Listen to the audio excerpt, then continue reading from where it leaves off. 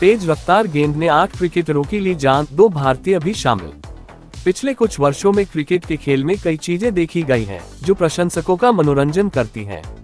हालांकि मैदान पर उन शानदार नजारों के बीच कई ऐसे दृश्य भी रहे हैं, जिन्होंने दुनिया भर के क्रिकेट प्रेमियों की आंखों में आंसू ला दिए हैं। क्रिकेट का खेल खेलते हुए क्रिकेटरों को अपनी जान गंवाते हुए देखने से दुखदायी कुछ नहीं होगा, लेकिन दुर्भाग्य से ऐसा मैदान पर भी हुआ है और कई क्रिकेटरों को सभी सुरक्षा गियर होने के बावजूद भी अपनी जान गंवानी पड़ी है। क्रिकेट को उसकी तकनीक, नियमों, जुनून और धैर्य के कारण जेंटलमैन्स गेम के रूप में जाना जाता है। अपनी खोज के बाद से क्रिकेट लगातार विकसित हुआ है।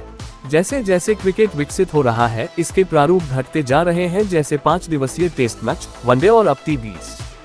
खिलाड़ियों की आक्रामकता और क्रिकेट के प्रति उनका जुनून खेल को खिलाड़ियों और दर्शकों दोनों के लिए मनोरंजक बनाता है। हालांकि किसी तरह का क्रिकेट ऐसा खेल है जिसमें खिलाड़ियों के बीच किसी तरह का शारीरिक संपर्क नहीं होता, लेकिन फिर भी इस खेल में कई हादसे होते रहते हैं। खिलाड़ियों को अक्सर मैदान पर गंभीर चोटें लगती हैं। क्रिकेट के मैदान पर कई ऐसे भी हादसे हुए हैं जिनमें खिलाड़ियों की जान तक जा चुकी है। आइए जानते हैं कि कितने खिलाड़ियों ने क्रिकेट की पिच पर गेंद लगने से अपनी जान गंवा दी है।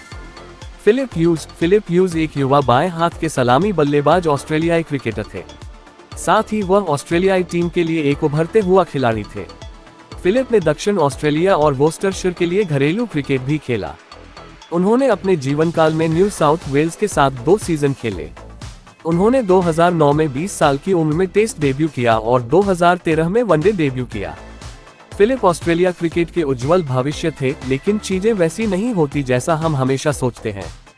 25 नवंबर 2014 को सिडनी क्रिकेट ग्राउंड में एक मैच के दौरान एक बाउंसर उनकी गर्दन पर लग गया और उन्हें अस्पताल में भर्ती कराया गया, लेकिन दुर्भाग्य से 2 दिन कोमा में रहने के बाद 27 नवंबर 2014 को 26 साल की उम्र में उनका निधन हो गया। रमन एक भारतीय क्रिकेटर थे और उन्होंने भारतीय क्रिकेट टीम के लिए 4 टेस्ट मैच और 32 वनडे मैच खेले। वह अपने समय के प्रसिद्ध क्रिकेटरों में से थे और उन्होंने पहली बार 1986 में ऑस्ट्रेलियन लीग में भारत का प्रतिनिधित्व किया था। बांग्लादेश क्रिकेट लीग में फील्डिंग के दौरान Raman Lamba forward short leg पर फील्डिंग कर रहे थे। बल्लेबाज ने पुल शॉट खेला और गेंद सीधा रमन लांबा के सिर पर जा लगी। वह जमीन पर लेट गए थे। आंतरिक रक्तस्राव होने के कारण वह 2 दिन तक कोमा में रहे, लेकिन इसके बाद 23 फरवरी 1998 में 23 साल की उम्र में उनका निधन हो गया। अब्दुल अजीज, पाकिस्तान क्रिकेट इतिहास अद्भुत है और पाकिस्तान को गेंदबाजों की जगह के रूप में भी जाना जाता है, लेकिन पाकिस्तानी बल्लेबाज भी कम प्रतिभाशाली नहीं थे। दाएं हाथ के सलामी बल्लेबाज अब्दुल अजीज क्रिकेट के शुरुआती दौर में पाकिस्तान के लिए खेलते थे। अब्दुल के दिल में क्रिकेट की गेंद लग गई और 17 साल की उम्र में उनका निधन हो गया था। डेरेन रैंडॉल दक्षिण अफ्रीका के एक दाएं हाथ के क्रिकेटर थे। वह कभी कभार विकेट कीपिंग भी करते थे। डेरेन की मौत किसी भी खिलाड़ी की सबसे दर्दनाक मौत में से एक थी। एलिस ईस्टर्न केप में एक मैच खेलते समय एक तेज गेंद सीधे डेरेन के सिर पर लगी और 27 अक्टूबर 2013 को 33 वर्ष की आयु में उनकी घटनास्थल पर ही मृत्यु हो गई। इयान फॉली दाएं हाथ के इंग्लिश क्रिकेटर थे। वह मध्यम तेज गेंदबाज और स्पिनर थे। वर्किंगटन के खिलाफ मैच खेलते समय एक गेंद उनकी आंख के नीचे लगी थी। इयान को तुरंत उसकी आंख की पुतली के मामूली ऑपरेशन और भविष्य की समस्याओं को रोकने के लिए स्थानीय अस्पताल ले जाया गया, लेकिन दुर्भाग्य से ऑपरेशन ठीक से नहीं हुआ और दिल का दौरा पड़ने के कारण इयान ने दम तोड़ दिया। इयान फॉली एक महान प्रतिभा थे और उन्होंने 1982 में लैंकाशायर के लिए तेज गेंदबाज के रूप में अपना करियर शुरू किया था।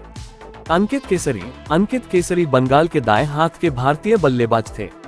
केसरी कभी अंतर्राष्ट्रीय स्तर पर भारत के लिए नहीं खेले, लेकिन बंगाल के लिए घरेलू मैच खेले थे। एक मैच के दौरान अंकित स्वीपर कवर पर फील्डिंग कर रहे थे और एक कैच लेने के लिए दौड़े, लेकिन असमंजस के कारण अंकित और सौरभ बाएं हाथ के तेज गेंदबाज दोनों कैच लेने के लिए दौड़े और एक दूसरे से टकरा गए। क्रिकेट के मैदान में यह एक सामान्य दुर्घटना थी, लेकिन अंकित के लिए नहीं और वह जमीन पर बेहोश हो गए।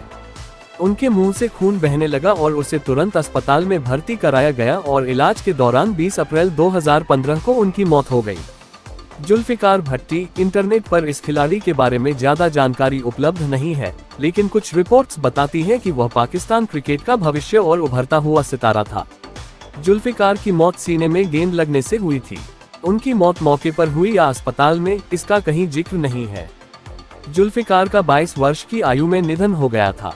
George summers. लॉर्ड्स में एमसीसी के खिलाफ नॉटिंघमशायर के लिए बल्लेबाजी करते हुए जॉर्ज समर्स के सिर में चोट लग गई थी।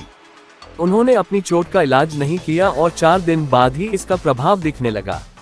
वह घर लौट आए और 1870 में 25 साल की उम्र में उनका निधन हो गया। एल्क्विन जेनिकिंस। खिलाड़ियों के अलावा गेंद लगने से एक अंपायर की भी मौत हो चुकी है। इंग्लिश अंपायर जेनिकिंस एक लीग मैच में अंपायरिंग कर रहे थे जब एक फील्डर द्वारा फेंकी गई गेंद गलती से उनके सिर पर जा लगी थी।